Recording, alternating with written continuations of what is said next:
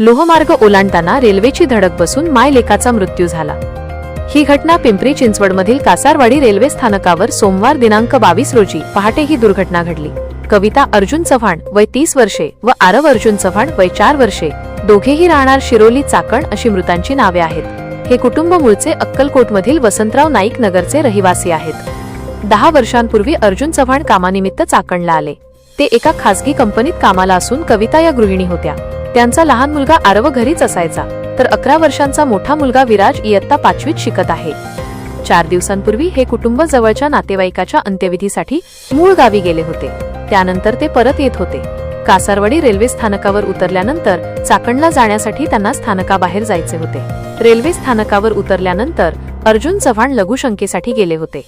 कविता, विराज व आरव तिघे लोहमार्ग ओलांडत होते। विराज लोहमार्ग ओलांडून पलीकडे गेला, मात्र कविता व आरव यांच्यावर काळाने घाला घातला। रेल्वेच्या धडकेत गंभीर जखमी झाल्याने त्या दोघांचा मृत्यू झाला। या मायलेकावर पिंपरीतील स्मशानभूमीत शोकाकुल वातावरणात अंत्यसंस्कार करण्यात आले। या दुर्घटनेमुळे परिसरात हळहळ व्यक्त केली जात आहे।